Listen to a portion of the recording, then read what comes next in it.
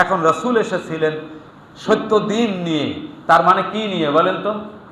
দিন অর্থ কি বলেছি? জীবন ব্যবস্থা। সে জীবন ব্যবস্থার নাম কি? সেই ইসলাম কি আমি বললাম না, রাসূল বলেছেন, না স্বয়ং কে বলেছেন? স্বয়ং আল্লাহ বলেন। এখন আল্লাহ তাআলা সত্য দিন দিয়ে পাঠায় বললেন লিইয়ুযহিরাহু আলাদ দীনি কুল্লিহি।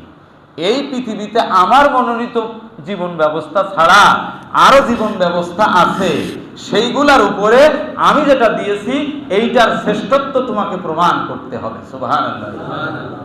ঘরে বসে থাকলে হবে? কথা বলেন না কেন? ঘরে বসে থাকলে হবে? রাসূলের পরে ওহী হলো, আল্লাহর নবী অসুস্থ হয়ে পড়লেন, বাড়িতে এসে কি করলেন? কাপড় চোপড় গায়ে দিয়ে শুয়ে পড়লেন।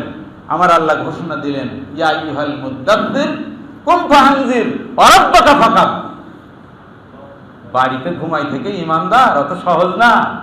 রাসূলকে পর্যন্ত আল্লাহ বলেন ইয়া আইয়ুহাল মুদ্দাব্বির, হে কম্বল আবৃতকারী, কুম ফাআনজির, ওঠো আর ঘোষণা করো, ওয়া রাব্বাকা ফাকাব্বির, তোমার রবের শ্রেষ্ঠত্ব তাকবীর বলো।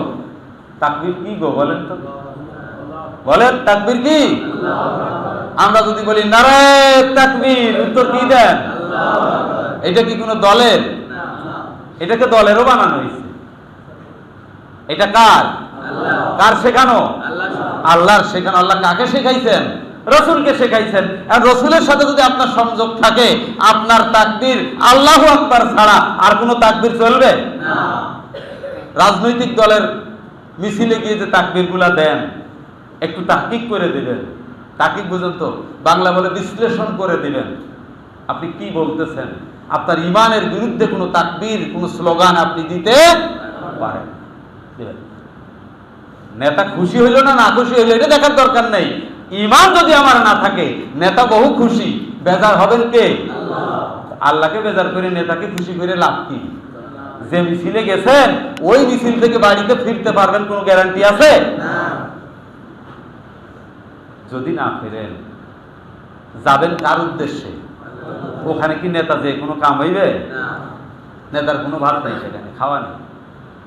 প্রিয় ভাইরা, তাহলে অন্য যত জীবন ব্যবস্থা দুনিয়াতে আছে, ইসলাম বাদে দুটো একটা নাম বলেন আপনারা। ইসলাম একটা জীবন ব্যবস্থা, আরো আছে না মানুষের তৈরি করা? আছে না বলেন? আছে? আছে বলেন সেগুলো কি? নাম বললে পাশের লোক অখুশি হইতে পারে, আমার এরকম ভয় নেই। আপনি ইসলামকে বাদ দিয়ে চিন্তা করেন ধর্ম নিরপেক্ষতাবাদ, জাতীয়তাবাদ, এরপরে সমাজতন্ত্র, পুঁজিবাদ, এগুলো আছে না ভাই? এগুলা কার তৈরি করে? আল্লাহ তৈরি করে একটা, তার নাম কি? ইসলাম। আর আল্লাহর বিরুদ্ধে অবস্থান নিয়েছে কে? আরো জোরে বলতে হবে কে? শয়তান, মিস্টার ইবলিস। মিস্টার ইবলিস শয়তান আল্লাহর বিরুদ্ধে অবস্থান নিয়েছে। তাহলে বুঝতে হবে আমার আল্লাহ যেটা দিয়েছেন ওর ব্যতিক্রম গুলো দিয়েছে কে? একটু জোরে বলেন কে? এগুলা মিস্টার ইবলিসের দেওয়া। এখন আপনি যদি ইসলামকে বাদ দিয়া অন্যগুলো ধরে বসে থাকেন, তাহলে আল্লাহকে বাদ দিয়ে কাকে ধরছেন বলেন তো?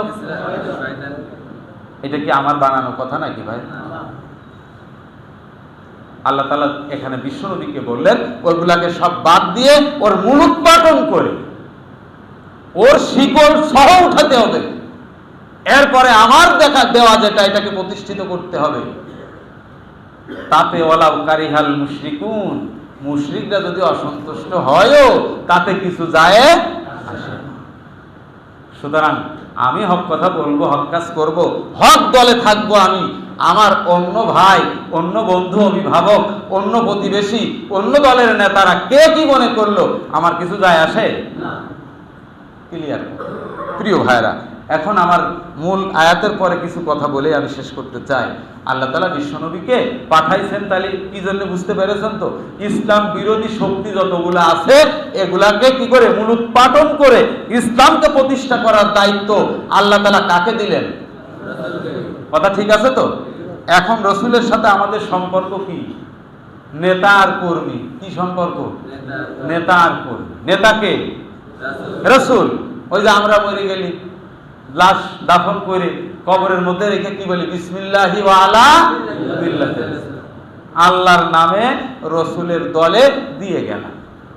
আচ্ছা বলেন, দুনিয়াতে যদি আল্লাহ আর রসুলের সাথে ওর সম্পর্ক না থাকে, তো আপনি 70 বার কেন 7000 বারও যদি বলেন আপনার আমার মতো লোক কেন কাবা শরীফের ইমাম হইসে যদি বলে, কোনো লাভ হবে?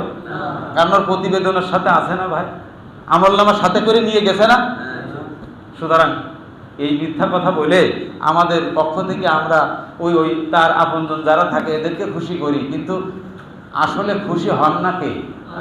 আল্লাহ খুশি।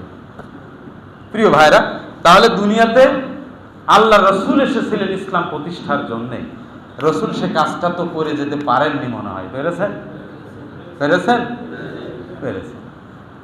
এখন আমি যদি রসুলের কর্মী হই, তাহলে আমার দায়িত্ব কি রসুলের রেখে যাওয়া কাজকে আঞ্জাম দেওয়া, না ওই কাজ থেকে বিরত থাকা? কোনটা কাজ?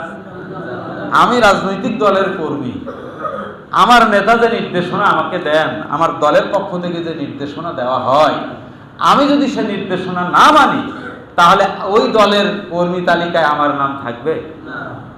নেতা কর্মী কোনো জায়গায় থাকবে না। কারণ দল আমাকে পরিচয় দিবে তো দলের কর্মী নেতা হিসেবে কখন? যখন দলের কর্মী নেতা হিসেবে কাজ করব। কথা ঠিক কিনা ভাই? এখন রসুলের কর্মী, রসুলের দলের কর্মী হিসাবে আমি নিজেকে পরিচয় দিচ্ছি বটে, কিন্তু আমলে যদি না থাকে, তাহলে কিয়ামতের দিন কি রসুলের শাফাআত পাওয়া যাবে নাকি বলেন? তাহলে রসুলের কাজ ছিল দিন প্রতিষ্ঠা, ইসলাম প্রতিষ্ঠা করা। তার কর্মী হিসাবে আমাদের কি কাজ? একটু বলেন, আমাদের কাজ কি? দিন প্রতিষ্ঠার কাজে অংশগ্রহণ করা আমাদের দায়িত্ব আছে না নাই? এখন বিশ্বনবীকে হায়াত দেওয়া হয়েছিল কত বছর? 63 বছর। নবুয়তের আগে কত বছর? 40 বছর বিশ্বনবী চেষ্টা করেছিলেন ব্যক্তিগতভাবে। এরপরে সামাজিকভাবেও চেষ্টা করেছেন, বন্ধুদেরকে সাথে নিয়ে 18-20 বছর বয়সে একটা হিলফুল ফুজুল শান্তি সংঘ কায়েম করে তিনি চেষ্টা করলেন। 18 থেকে 40, 22 বছর চেষ্টা করলেন, সফল হতে পারছিলেন? ফ্যান তো ঘুরতেছে যাদের মাথার উপরে। আমি যদি বলি ভাই মহব্বত করে ফ্যানটা বন্ধ করে দেন, আপনি পাজা করে ধরেন, বন্ধ হবে? ফ্যান বন্ধ হবে না, আপনি বন্ধ হবেন। কথা ঠিক কিনা ভাই?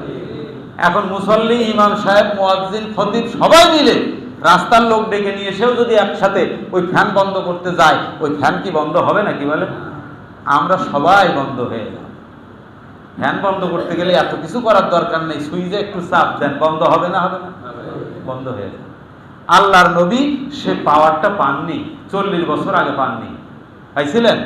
পাননি। চেষ্টা করছেন, কিন্তু অনেক কিছু কিছু কাজ হয়েছে, কিছু হয়নি, পরিপূর্ণ সফল হতে পারলেন না। 40 বছর বয়সে হেরা গুহায় গিয়ে কি মগ্ন ছিলেন জানেন?